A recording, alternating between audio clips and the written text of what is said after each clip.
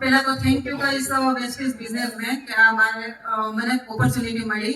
શરૂઆતની વાત કરું તો વેસ્ટીઝ પહેલા ટીચર હતી, ટ્યુશન કરાવતી હતી. સ્ટ્રગલ એટલું બધું હતું, સવાર 7 વાગ્યાથી 12 વાગ્યા સુધી સ્કૂલ અને બપોર વચ્ચે આપણું ઘરનું કામ અને 4 વાગ્યાથી પોણા 9 વાગ્યા સુધી પાછું હોમ બેચ ટ્યુશન, પછી ઘરનું કામ કરતી.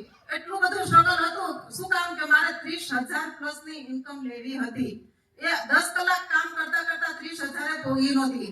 પછી મને મારા અપલાઈન સોનલબેન ફોલરિયા છે, એણે મને વાત કરી કે વેસ્ટીઝ બિઝનેસ, પણ શરૂઆતમાં ના પાડી હતી. શું કામ કે મારે એક હોમ બેચ મારે વધારવી હતી.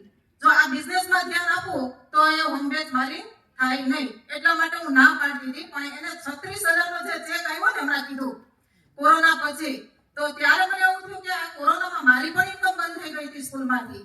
તો એને 36,000 આવ્યો અને ઓછા ટાઈમમાં. ત્યારથી પછી માઇન્ડ સેટ કર્યું અને શરૂઆત કરી વેસ્ટીઝની, પણ ટાર્ગેટ સાથે, ગોલ સાથે. પહેલેથી ટાર્ગેટ મારો હતો. જો પહેલા શરૂઆતમાં જોબ નહોતી કરતી ત્યારે સ્ટોન પણ લગાડેલા છે. ત્યારે મને ટાર્ગેટ હતો કે આટલી સાડી બનાવવાની, પણ કમરનો દુખાવો થઈ ગયો. પછી જોબ ચાલુ કરી, કમર દુખતી હતી એટલા માટે બેસાતું નહોતું. તો ત્યારે પણ ટાર્ગેટ હતો આટલા કમાવા છે. પણ અહીંયા વેસ્ટીઝમાં પણ ટાર્ગેટ સાથે જ કામ કર્યું છે. આજે ચોથું વર્ષ, 4 વર્ષ પૂરા થયા.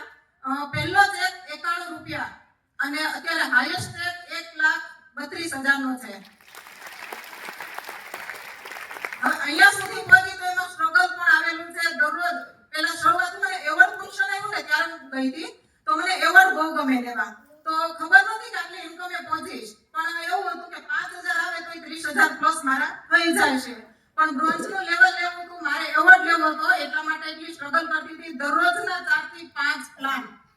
તો બ્રોન્ઝનો એવોર્ડ પણ લીધો. નેક્સ્ટ સિલ્વર, એવી કરતા કરતા મેં સ્ટારની પેલી પિન અત્યારે આપે છે મિસ્ટર ઓફ મિલનની, કે સ્ટાર ઓફ હોય એને જ મળે. તો ફટાફટ મેં સ્ટારનું લેવલ પણ લીધું.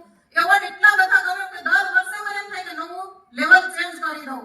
તો આ વખત પણ મારે એ જ માટે મને એટલું જ એમ કે 4 થી 5 પ્લાન દરરોજના, પણ મારે જોઈએ તો જોઈએ.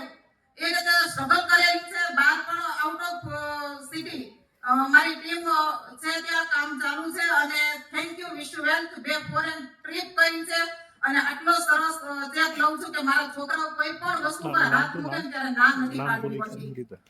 પહેલા જોબ કરતી હતી ત્યારે ઇન્કમ તો આવતી હતી, પણ કેવું કે બ્રાન્ડેડ વસ્તુ લેવી હોય ને આપણે તો હાથ મૂકે ને તેમ કે નહીં બેટા આવતા મહિને.